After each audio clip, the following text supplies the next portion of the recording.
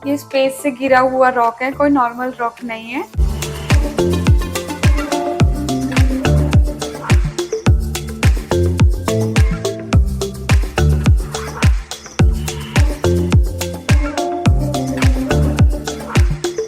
मैं आ गई हूँ आज अहमदाबाद की एक ऐसी जगह पे जहाँ पर अगर आप आ गए अपने बच्चों को लेके या अपनी फैमिली को लेके, तो आपको एक अलग ही दुनिया का एक अलग ही दुनिया मतलब महसूस होगी।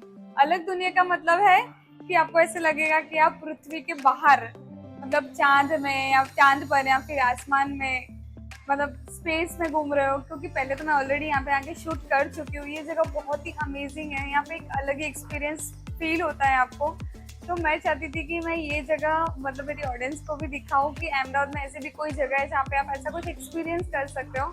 तो इसीलिए आज मैं यहाँ पे फिर से आई हूँ।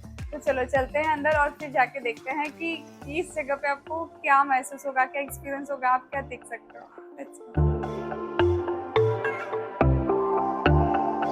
Hello. Hello, welcome to Tanmay's amazing space space thank you Gurukul so of India. Much, thank you so दोबारा मच। मिलके बहुत अच्छा लगा। मुझे और भी। मैं आपको अंतरिक्ष की वो यात्रा पे लेके जाऊंगा जहाँ पे आप भूल जाओगे कि आप कौन हो।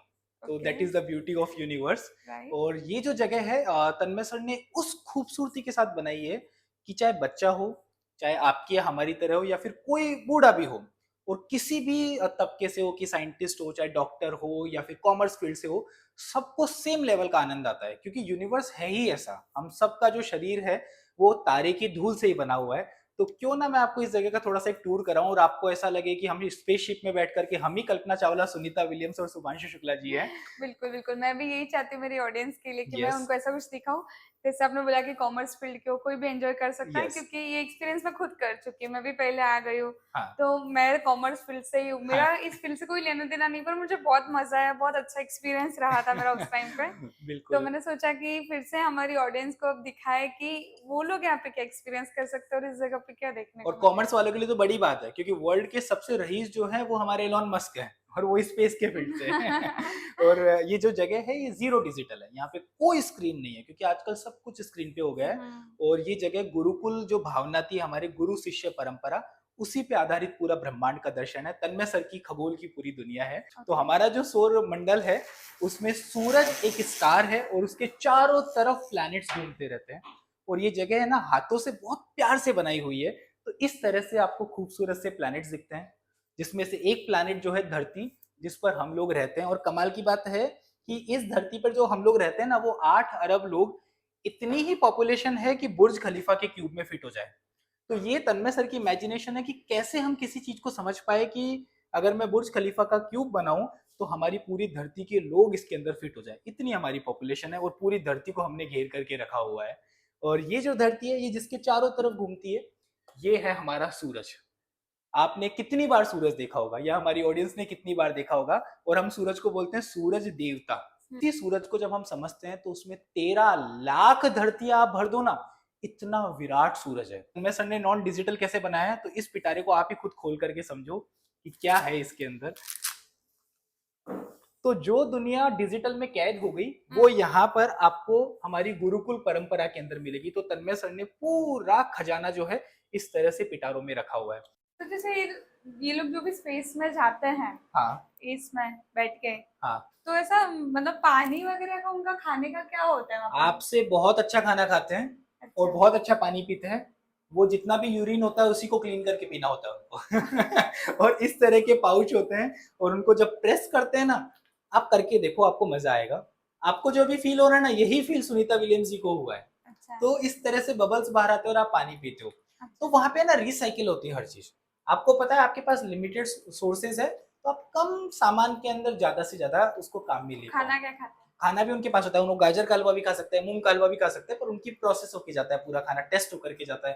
पिज्जा भी खाते हैं वो स्पेस में। और पर वो सब तो कुछ, ऐसे पूरा तैरता है ना सब ऐसे। कुछ तैरता रहता है, क्योंकि तो आपका कोई कैसे वजह खाएंगे? नहीं है। तो बस आप आराम से खेलते रहो। आपने यहाँ पिज्जा रख दिया, अब आप पिज्जा के पास जाओ, नहीं तो पिज्जा आपके पास आएगा। तो उस तरह से वहां पे होता है। ये हमारी मिल्की वे गैलेक्सी, जिसको हम लोग बोलते हैं आकाश गंगा तारा विश्व, और इसमें 250 अरब तारों में एक हमारा सूरज है। और 8 ट्रिलियन ग्रह यहाँ पर घूमते हैं। इतना ही नहीं, इस सूरज का जन्म कैसे हुआ है वो भी आपको यहाँ पे देखने को मिलेगा, कि सूरज जो है उसका भी जन्म हुआ है।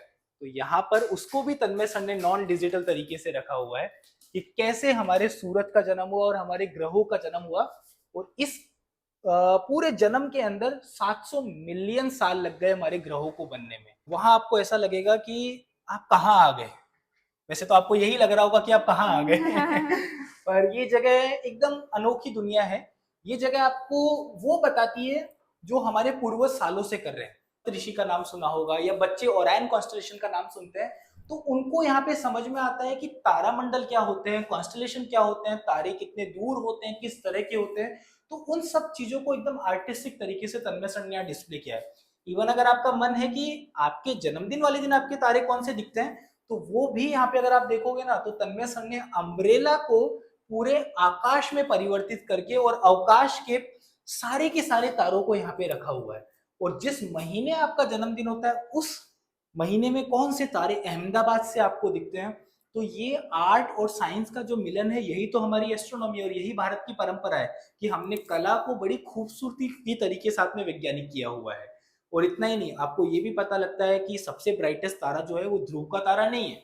लोगों को ये लगता है कि ध्रुव का तारा है और वो चीज आपको यहाँ देखने को मिलती है कि ब्राइट जो तारा है वो ध्रुव का तारा नहीं है, वो तो सीरियस नाम का स्टार है। यहाँ पे बच्चा अकेला नहीं आया है, विद फैमिली आया है, क्योंकि बच्चा 2-2.5 घंटे बाद जो लेके जाएगा ना उसके पास कौन है डिस्कस करने के लिए। तो विद फैमिली आपकी इंटेलेक्चुअल ग्रोथ होती है।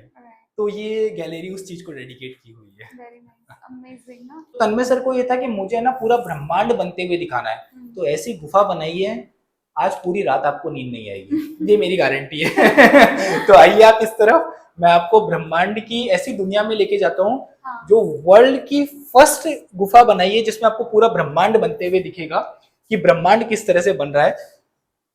और ये रही बिग बैंग गुफा आपके सामने, और ये सब कुछ हाथों से बना हुआ है।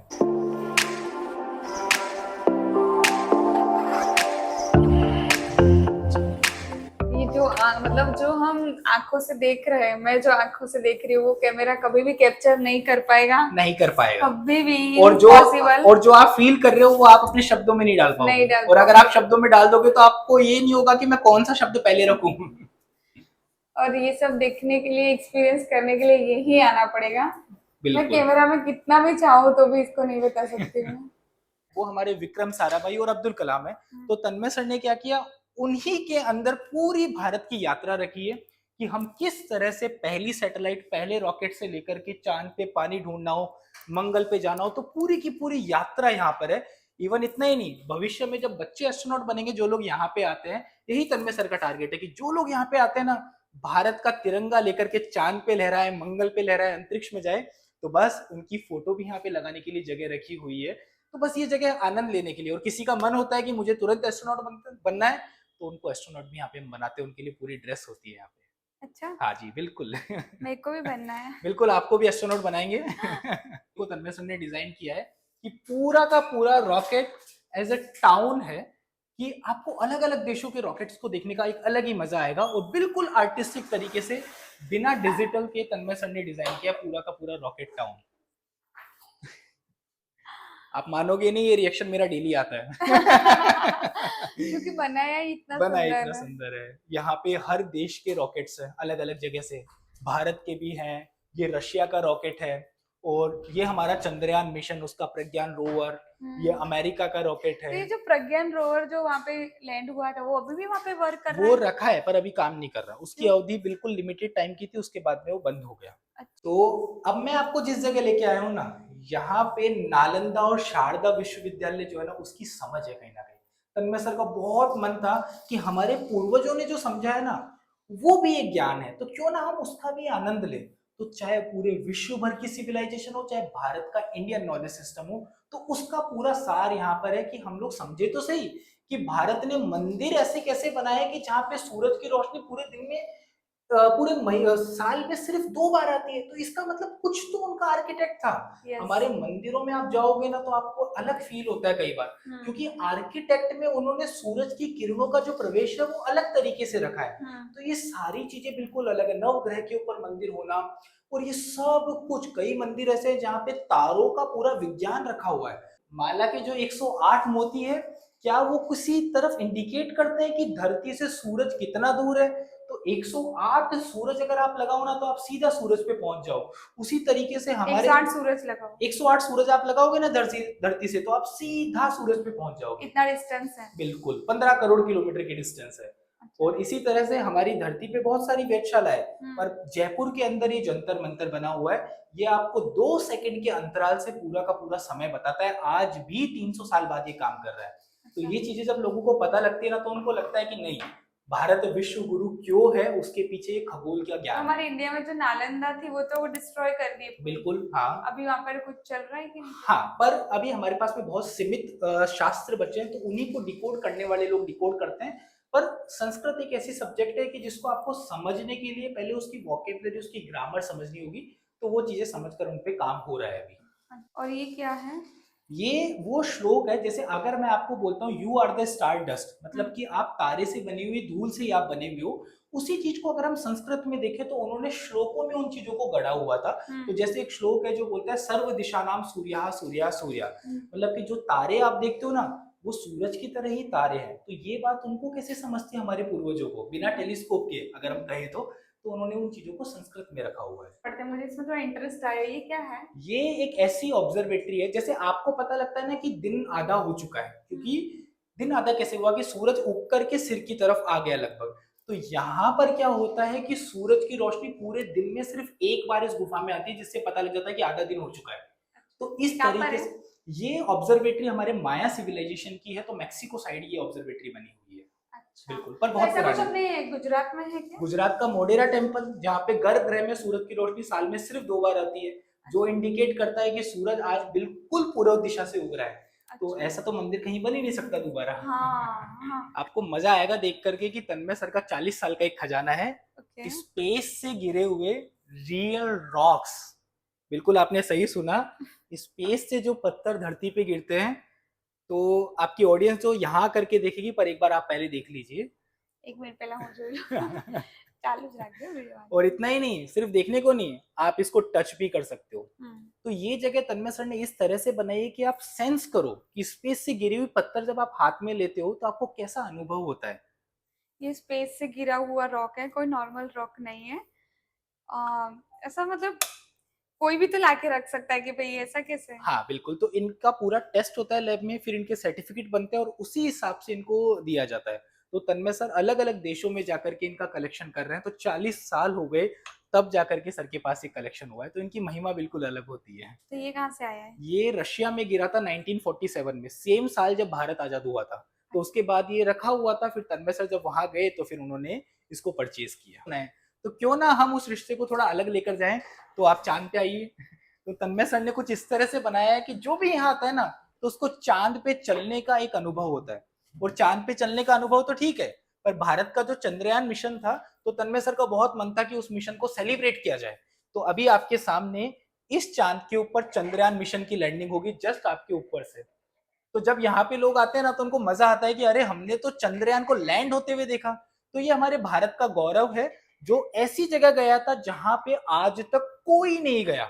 और इसको लैंड होने के बाद जो हमने तालियां बजाई थी, उसकी गूंज तो पूरे विश्व में गूंजी है कहीं ना कहीं। अच्छा, मतलब ये चांद के इस हिस्से में गिरा इस है हिस्से पे गिरा था, यहाँ पे लोग गए थे अलग अलग। अच्छा।